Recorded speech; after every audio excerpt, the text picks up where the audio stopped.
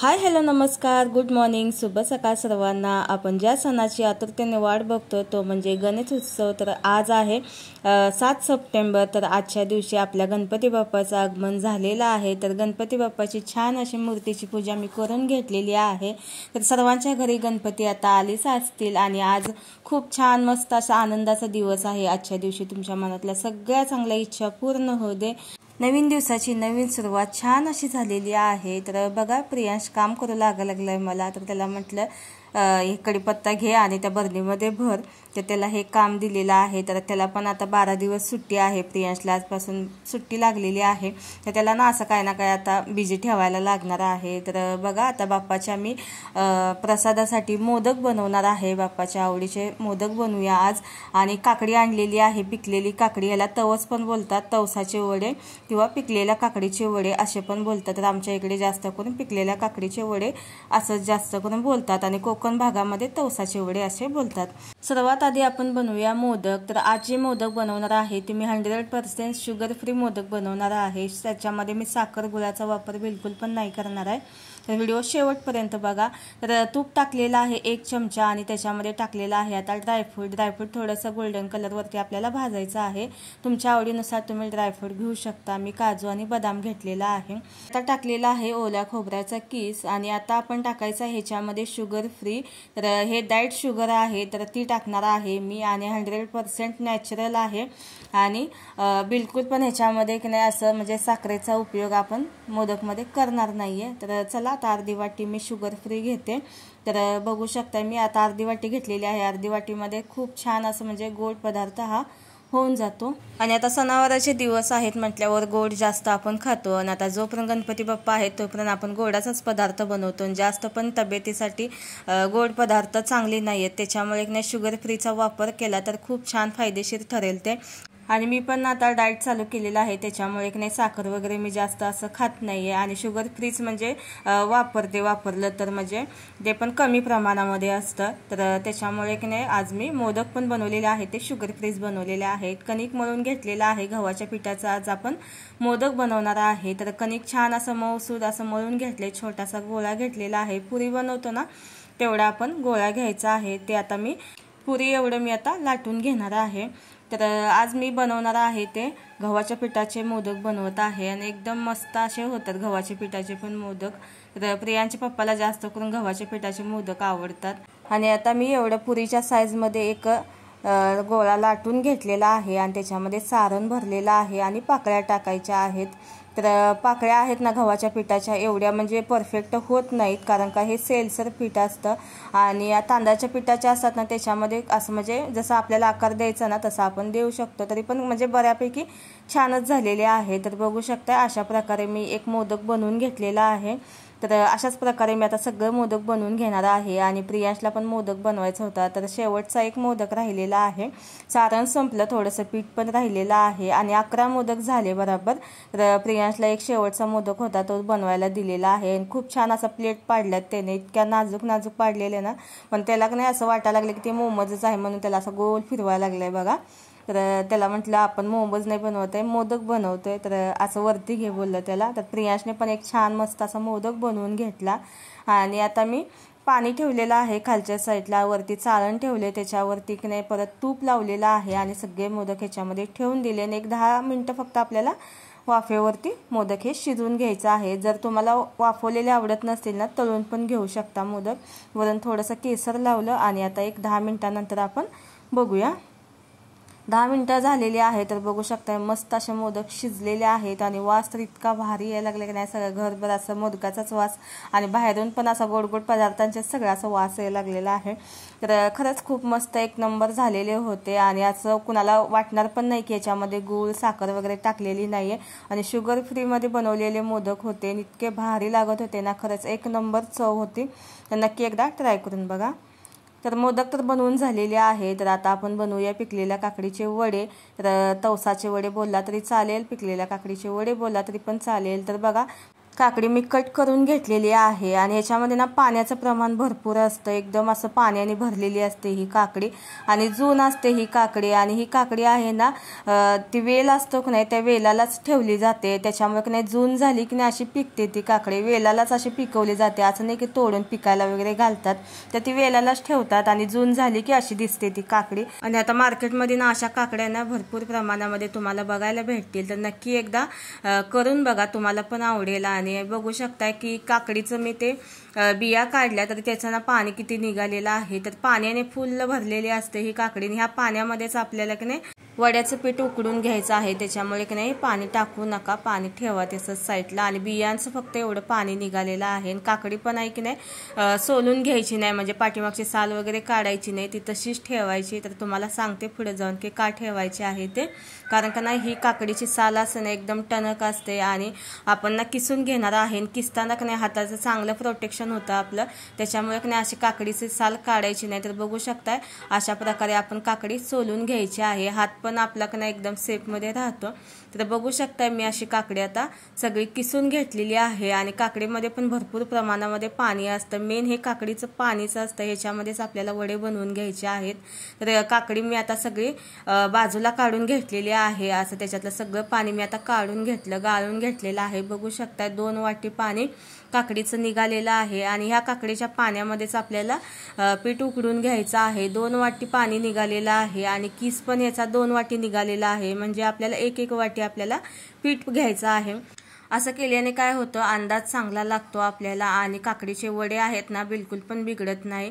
थोडं जरी प्रमाण बिघडलं ना तरी काकडीचे वडे आहेत ना असं तेलकट होतात किंवा असं फुटतात पण काकडीचे वडे, म्हणजे तेलामध्ये टाकल्यानंतर. त्याच्यामुळे ना एकदम परफेक्ट बनवायचं असेल ना तर तुम्ही अशा प्रकारे बनवू शकता. 2 वाटी काकडीचं पाणी आहे, 2 वाटी किस आहे, तर 1 वाटी आपल्याला गूळ घ्यायचा आहे, 1 वाटी तांदळाचं पीठ घ्यायचं आहे आणि 1 वाटी गव्हाचं पीठ घ्यायचं आहे, म्हणजे 2 वाटी निघाले की 1 वाटी घ्यायचा आहे, असा अंदाज आपल्याला ठेवायचा आहे. आणि एकदम मस्त असे परफेक्ट वडे होतात हे. तर आता हे काकडीचं पाणी आणि किस सगळा एकत्र केला आणि आता शिजवून घेणार आहे. तर 1 वाटी मी आता गूळ घेतलेला आहे, किंवा साखर आवडत असेल तर साखर पण घेऊ शकता. ह्या ठिकाणी थोडीशी वेलची टाकलेली आहे, वेलची पूड मी 7-8 वेलच्या घेतलेल्या ठेचून त्या टाकल्या, जायफळ टाकलेला आहे आणि मीठ अर्धा चमचा टाकलेला आहे, कारण का आपल्याला पिठाची पण उकड ह्याच्यामध्ये काढून घ्यायची आहे. आणि आता झाकण लावून फक्त 5 मिनिटं शिजवून घेतलेलं आहे. 5 मिनिटांनंतर बघू शकताय मस्त असं काकडी शिजलेली आहे. काकडी काही शिजायला जास्त वेळ लागत नाही, वाफे पण ती शिजते आणि किसून घेतलेली आहे म्हटल्यावर लगेच शिजते.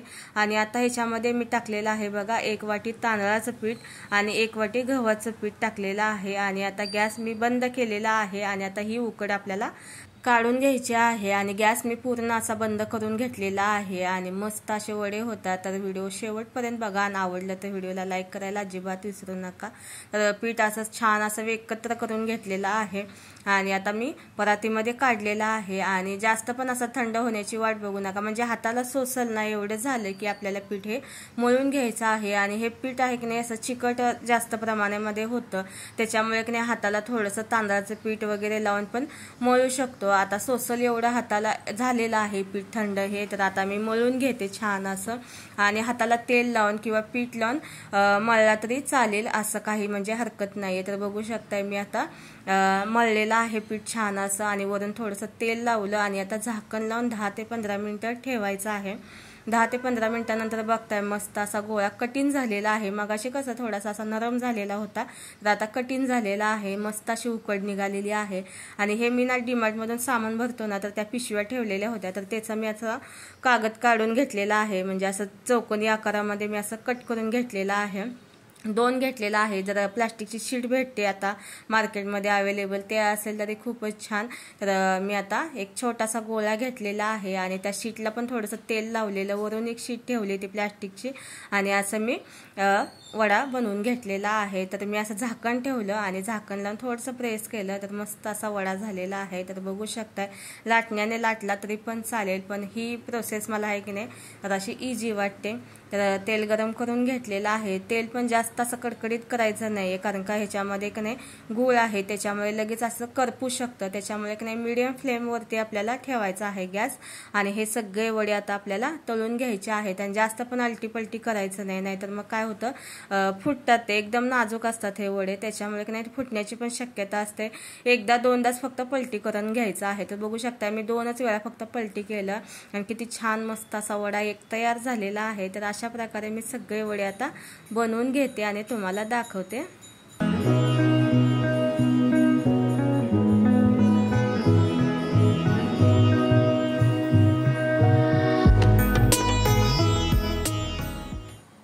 तर बघू शकता मस्त असे काकडीचे वडे तयार झालेले आहेत आणि इतके भारी झालेले नाही, एकच नंबर टेस्ट झालेले आहे। तर जायफळचा वास वगैरे इतका भारी यायला लागला की नाही वड्यांना, आणि काकडी पण दिसते बघा ह्याच्यामध्ये। आणि पाण्याचा बिलकुल पण वापर न करता आपण हे पिकलेल्या काकडीचे वडे बनवून झालेले आहे। तर नक्की ही रेसिपी आता गणपती बाप्पा आलेले आहेत तर ट्राय करून बघा। तर गणपती बाप्पांना पण आवडेल आणि तुम्हाला पण आवडेल। तर बघा प्रियांशना आता ड्रॉइंग करायला लागलाय, तर मस्त अशी त्याने गणपतीची ड्रॉइंग केलेली आहे। कलर तर इतका छान दिलाय की नाही त्याने, एकच नंबर असं। तर त्याच्या मनानेच असा कलर देत बसलेला, मी काय सांगितलं नाही हा दे तो दे। तर गणपतीचे गाल पण असे लाल लाल केलेले आहेत, बघू शकताय तुम्ही कसं। तर छान मस्त असं गणपतीचं ड्रॉइंग केलं, एवढं काही जमत नाही त्याने यूट्यूबवरती बघून बघून ते केलेलं आहे। आणि आज स्वयंपाकामध्ये बनवलेलं होतं पावट्याचा रस्सा, खारं वांग आणि चपाती आणि थोडंसं सलाड होतं। तर स्वयंपाक वगैरे बनवल्यानंतर जेवण वगैरे करून मी थोडंसं डीमार्टला गेलेली होते, म्हणजे नारळ वगैरे आणायचं होतं, बिस्किट वगैरे संपलेले आहेत तर ते आणायचं होतं। म्हणजे जास्तीचं काही सामान नव्हतं, पण मला नारळ वगैरे घ्यायचं होतं आणि डीमार्ट काही इथं जवळच आहे, त्याच्यामुळे काही एवढं काय म्हणजे हे नाही की म्हणजे लांब वगैरे पाय पडत नाही, त्याच्यामुळे मी संपले की काय सामान डायरेक्ट डीमार्टमधनंच आणते। तर 2 नारळ घेऊन आलेले आणि इतके छान मोठे मोठे नारळ भेटलेत ना, 24 रुपयाला एक, खरंच खूप मोठा असा नारळ भेटलाय।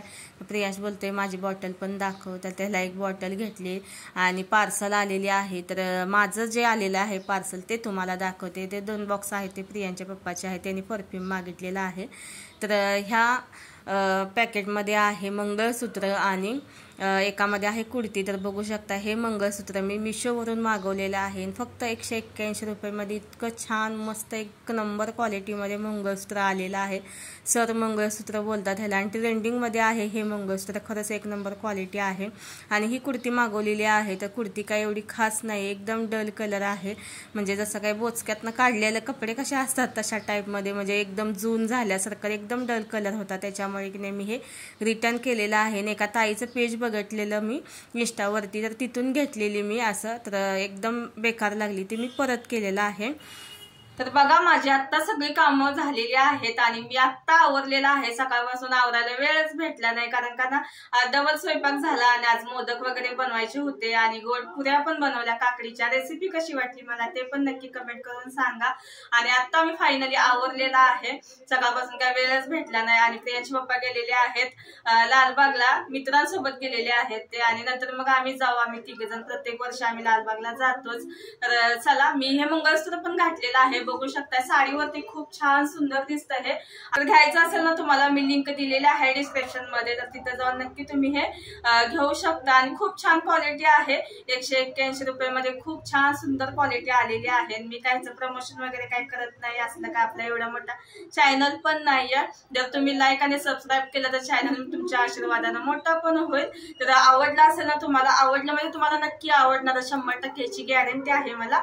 आणि खूप छान क्वालिटी आहे ह्याची, तर नक्की घेऊ शकता तुम्ही।